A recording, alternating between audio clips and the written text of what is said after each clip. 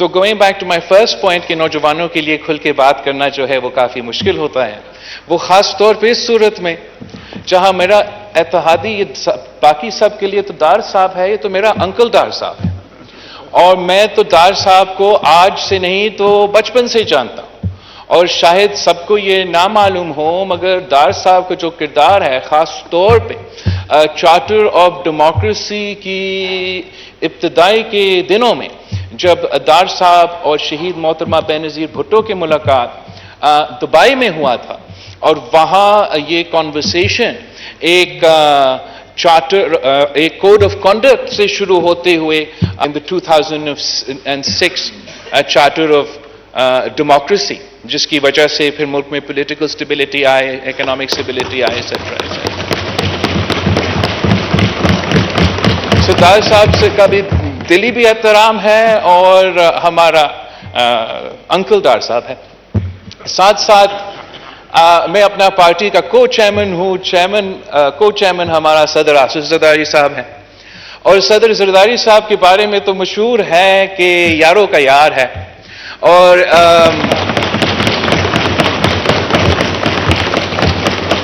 وقت کا جو ہمارا سیاسی یار ہے وہ تو پاکستان مسلم لیگ نواز ہے۔ اگر آپ ہمارا یادگار شہداء پہ حملہ کریں گے تو ہم ایموشنل ہی ہوں گے۔ یہ جو ایک مس انفارمیشن اور ڈس انفارمیشن سیاسی بنیادوں پہ پھیلایا جا رہا ہے،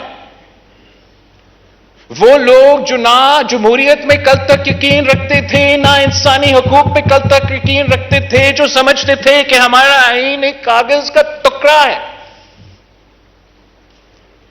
اب وہ اسی آئین اور اسی انسانی حقوق اور اسی جمہوریت کے نیچے چھپنے کی کوشش کر رہے ہیں۔ ہم تو پاکستان پیپلز پارٹی ہے، ہم تو کل بھی اسی جمہوریت کے ساتھ تھے، اسی آئین کے ساتھ تھے، اور ہم آج بھی ان کے ساتھ ہیں۔ اگر آپ کے ساتھ سیاسی انتقام کسی چیز کے نام پہ ہو رہا ہو تو ہم وہ نہیں چاہیں گے، لیکن ہم اتنا بھی بے وقوف نہیں ہیں کہ اگر وہی لوگ جس آئین کو نہیں مانتے تھے، اس انسانی حقوق کو نہیں مانتے تھے، جو اس پارلیمنٹ کو نہیں مانتے تھے، اس جمہوریت کو نہیں مانتے تھے، اب ان کو ایگزامپلز دیتے ہوئے کہتے ہیں کہ مئی 9 کا آپ جو ہے اب آپ ہم سے احتساب نہیں، ریکنسیلیشن کرو۔ اگر وہ سمجھتے ہیں کہ پاکستان پیپلز پارٹی طریق انصاف کو، اور وہ لوگ جو اس واقعے میں شامل تھے، اگر وہ سمجھتے ہیں کہ پاکستان پیپلز پارٹی کی ماضی کی وجہ سے ہمارے دل میں ان کے لیے کوئی نرمی ہے، میں فلور پہ واضح کرنا چاہ رہا ہوں کہ ایسا نہیں ہے جناب اسپیکر۔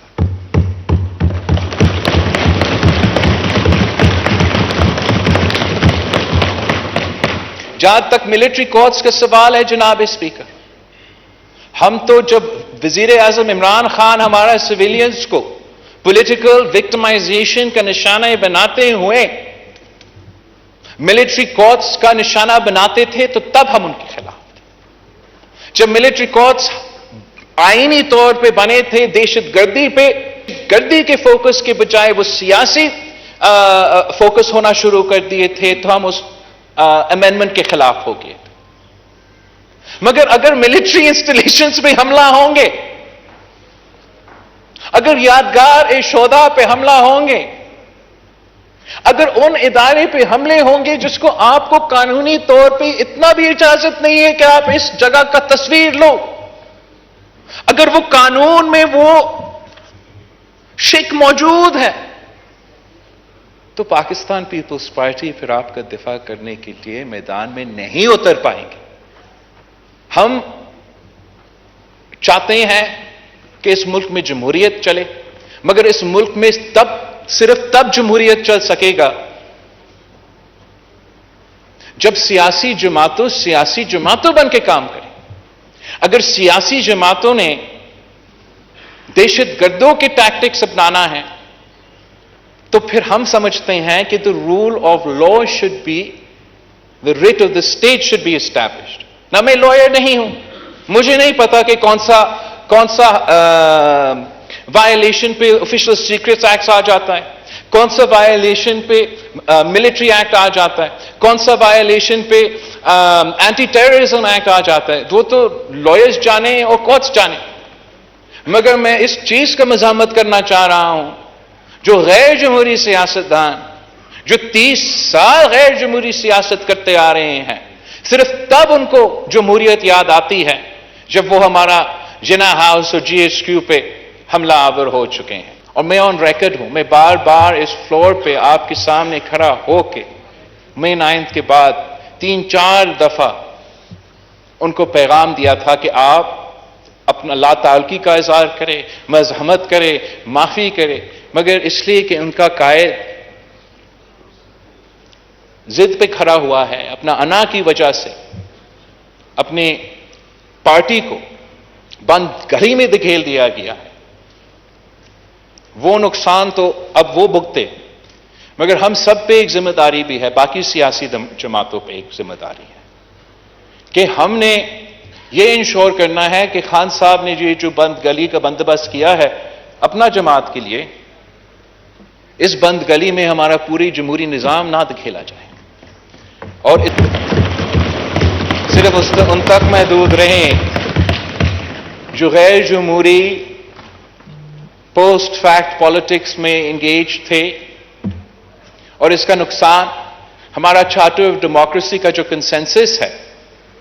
جو ایک ہی راستہ ہے پولیٹیکل سٹیبلٹی کو بحال کرنے کے لیے, اس کا نقصان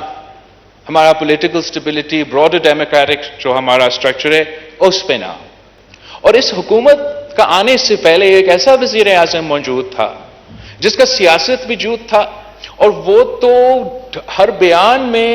اس کا ایک فرض تھا کہ اس نے ایک جھوٹ کسی نہ کسی طریقے سے شامل کرنا تھا. اس کا جو پروپیگنڈا کا اسٹریٹجی ہے اور تھا وہ یہ ہے کہ آپ 100% جھوٹ بولے,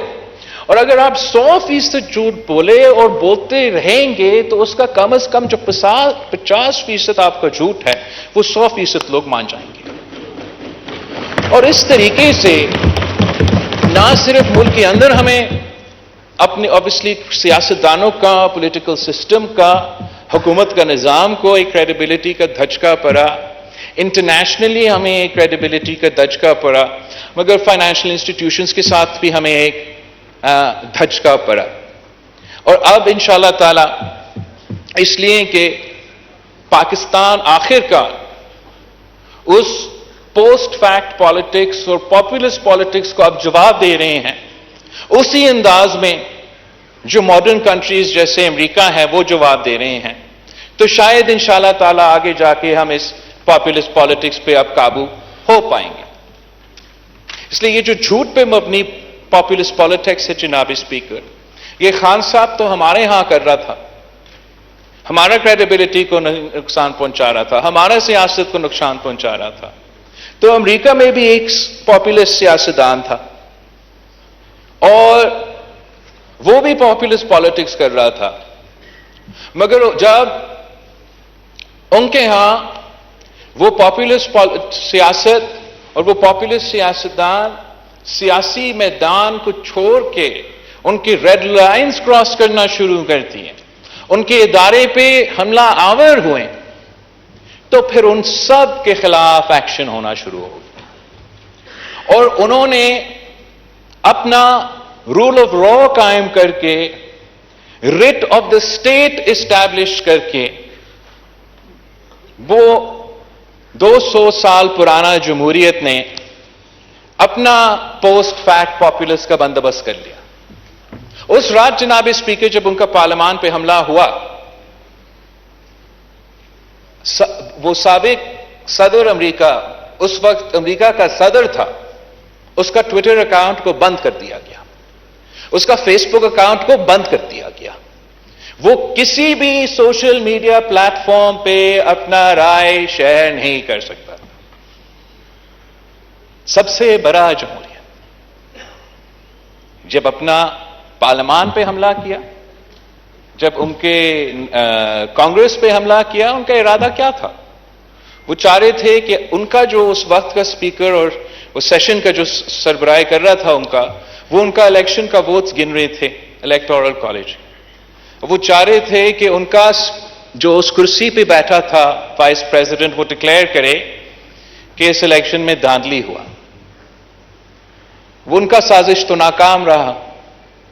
ہمارے ہاں جو پاپولسٹ تھا اس نے بھی اسی قسم کا ایک اسٹریٹجی بنایا تھا. اس نے اپنا اسپیکر کو کہا تھا کہ آپ نہ گنو ان کا ووٹس، ان کو غدار ڈکلیئر کرے اور میرا عدم اعتماد کو ناکام کرا دے اور ہم الیکشنز کی طرف بھریں گے. ہمارا آئین تروایا گیا، ہمارا عدالت نے کہا کہ ہمارا آئین تروایا گیا.